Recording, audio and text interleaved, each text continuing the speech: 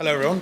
I think most of you know me. My name is Mackenzie. I'm the current chair of the Intercollegiate Board for Training in Pre-Hospital Emergency Medicine.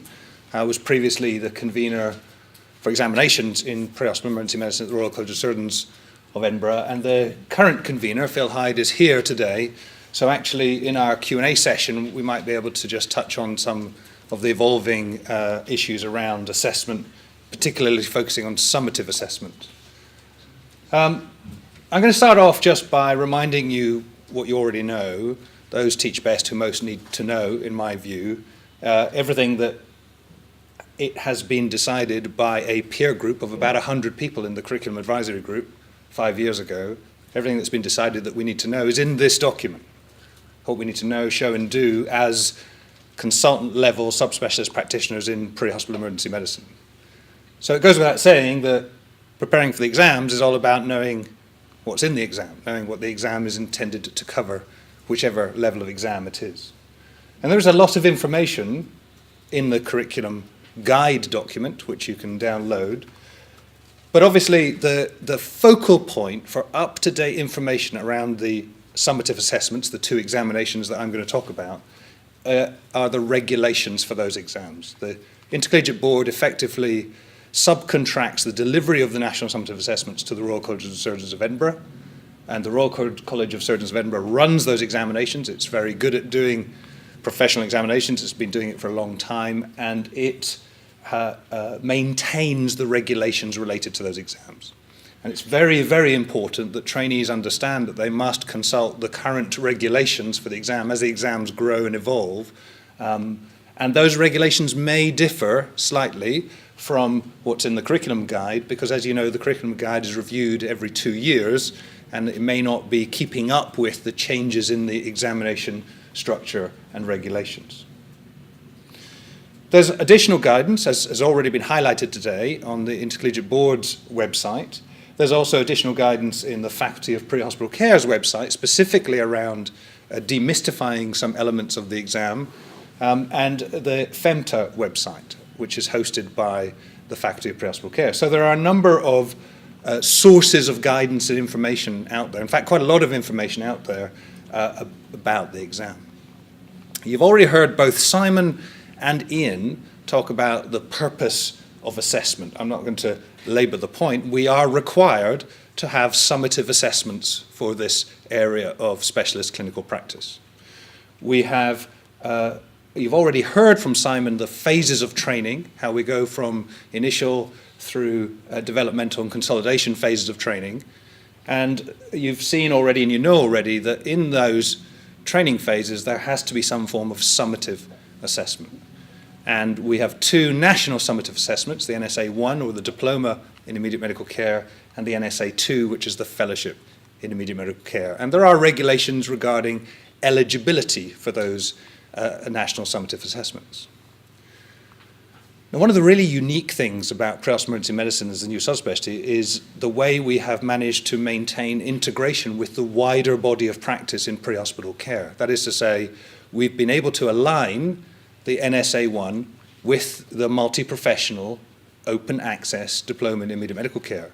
And I'm particularly proud of the fact that we've also been able to do that with the NSA-2. We've now got a national summative assessment, GMC approved, fit for purpose, which is run by a medical Royal College, and which also now has an equivalent multi-professional access route for other healthcare professionals involved in pre-hospital care and indeed people who aren't subspecialty trainees.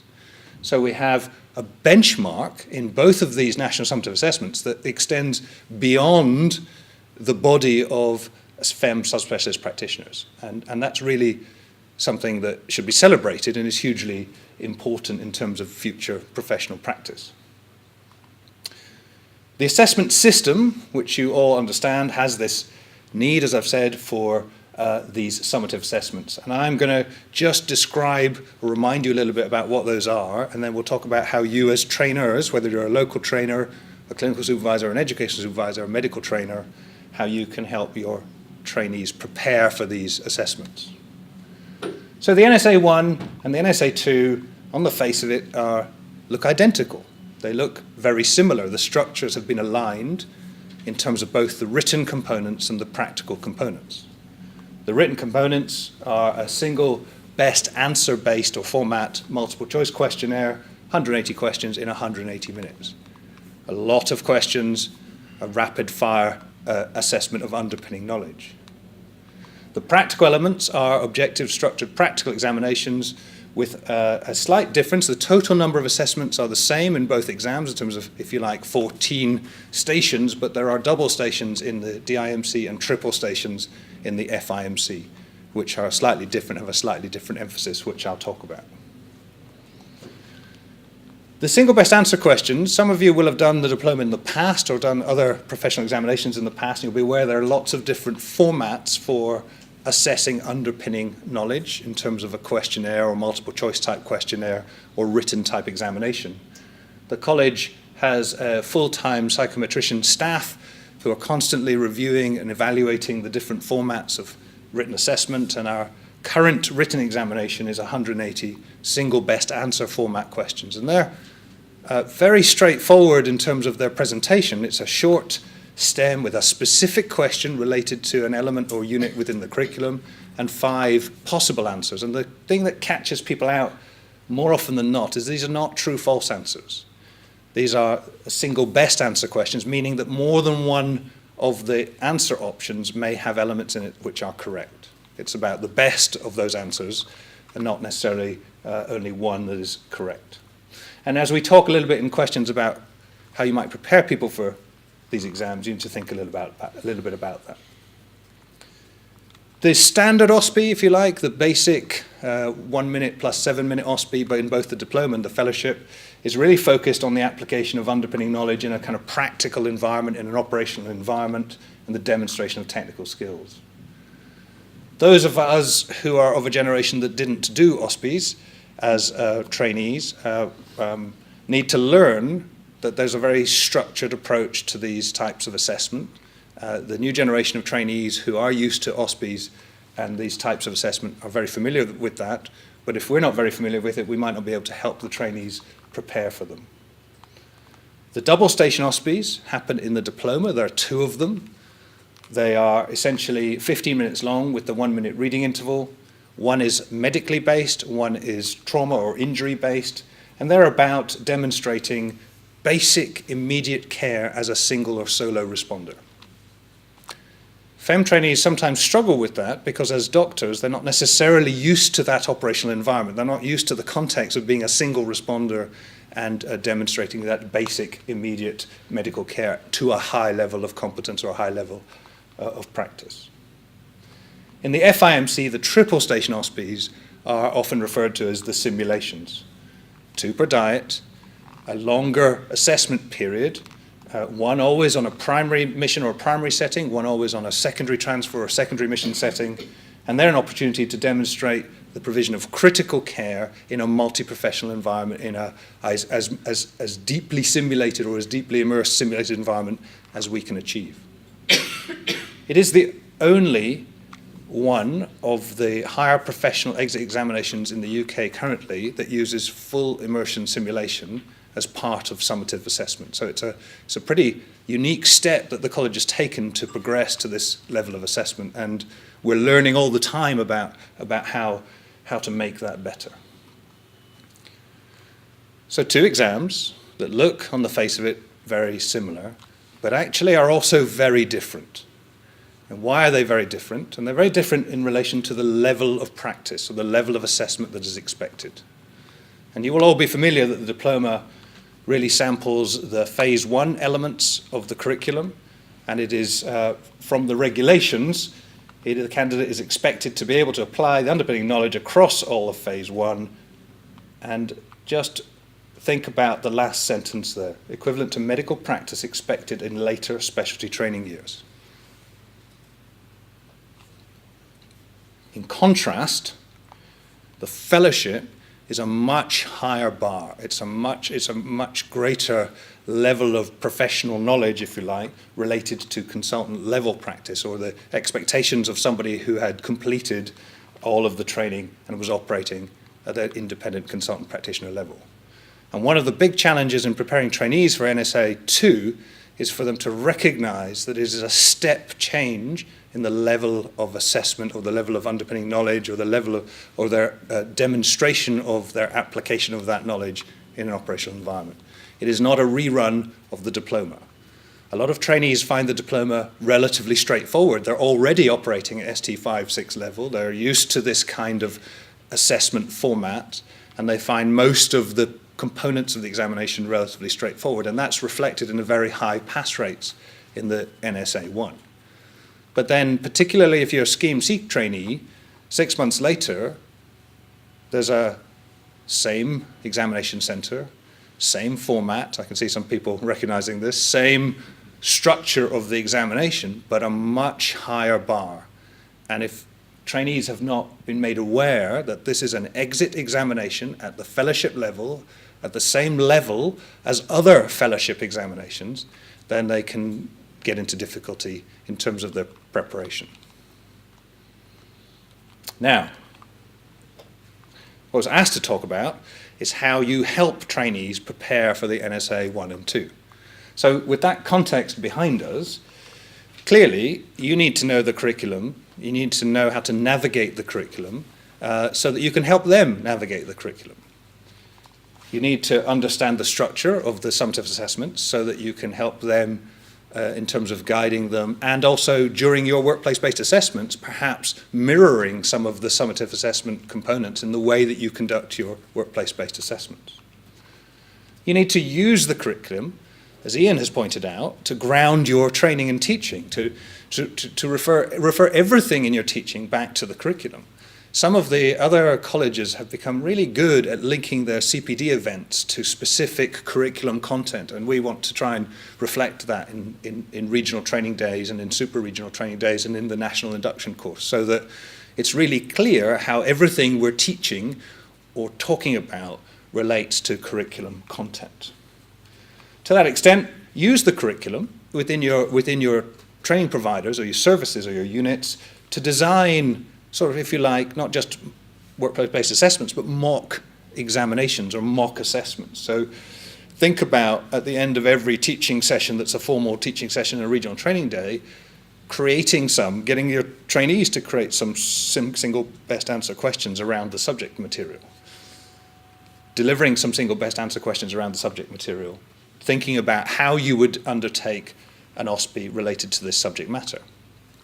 If you start to do that, and you start to do that with your trainees, you will see how some elements of the curriculum very clearly lend themselves in terms of underpinning knowledge to a SBA format type of assessment. Whereas there are other elements of the curriculum that quite clearly don't lend themselves to that quite clearly couldn't be assessed or couldn't really be reliably and systematically and reproducibly assessed in a written SBA exam format. So quite quickly, you would be able to educate trainees about how they should perhaps structure some of their learning and study in relation to thinking about the written exam and which elements are likely to be addressed with the written exam compared to the practical exam. Whenever you're undertaking a workplace-based assessment in terms of particularly around direct observation of practical procedural skills, or simulations, then think about how that would be conducted in the exam. So if you're thinking about DOPS related to some practical application of a piece of equipment, then by all means within your programs and units talk about those things, but then run through it in a 7-minute OSPE. Run through that particular procedure in the context of the assessment. You will then find, and your trainees will then find, there are some things you can't do in a 7-minute OSPE. It's not very long, and those of you that become involved in the exam will recognize the difficulty of creating examination material that is reproducible and achievable in a 7-minute cycle with a 1-minute reset and another 7-minute cycle 52 times in a row. There are some things that lend themselves, the sitting ducks in a sense, for assessment in the exam, and there are other things that don't. Now that doesn't mean they're less important. They might be covered in another part of the exam. But it will help trainees, my experience is it helps trainees to structure their thinking and structure their preparation for the examination. And there are some elements and some units and some themes that are much broader in their in terms of the wider underpinning knowledge and understanding. And those are the sorts of subjects that might lend themselves to being the focal points for regional training days. So thinking more broadly about the subject and having expert speakers in at a regional training day might be the way that you cover the underpinning knowledge for that particular part of the curriculum. How else might you prepare your trainees for these summative assessments? Well, you might want to do one. If you haven't got the diploma in immediate medical care and you're a medical trainer or a local trainer, then I would strongly recommend that you get the diploma in immediate medical care to lend to your credibility and help with your understanding of how the curriculum is assessed and what the exam entails. There is no bypass route for the diploma in immediate medical care. The exam has been running for nearly 30 years now. It's widely accessible and available, and some of you I know in this room have put yourselves through the diploma, and that's to your credit. Others are thinking about it. If you haven't done it, then I would strongly recommend that you do it. It's not as frightening as it may appear or sound, and it will certainly help you to help your trainees understand the assessment system and process. Once you've got the diploma, if you haven't already got it, consider applying to do the fellowship as an examination. You may be horrified by that concept. It is now open and accessible to non-trainees. Now, you might think, I'd rather gnaw my elbow off than do a fellowship examination, but actually there are some people who say, I really want to have the opportunity now to benchmark my professional practice as an experienced consultant with 21 years experience against this national standard. I want to do that. And there are other people that say, actually, I think I would find that far too difficult and stressful in my current operational context or life context and so on, and that's fine. But consider whether or not you might want to do the FIMC if you haven't done it. There is, of course, a window of opportunity that's still open once you have the DIMC to have your clinical practice benchmarked against the fellowship standard, and that is to apply for faculty accreditation and the award of FIMC without examination. That's not an easy route. Before I talk about it any further, it's quite a complex route, but there are now 1, 2, 3, 4, I'm looking at Phil, hopefully, 4 consultants who have been through the faculty accreditation route. They have the DIMC by examination, they have then followed all the regulations around faculty accreditation, they've been awarded the FIMC without examination on the completion of that process. So there is a window open for another year or so for those of you who are trainers, who are operationally working in this field to get your professional practice really benchmarked against this new subspecialist practice level.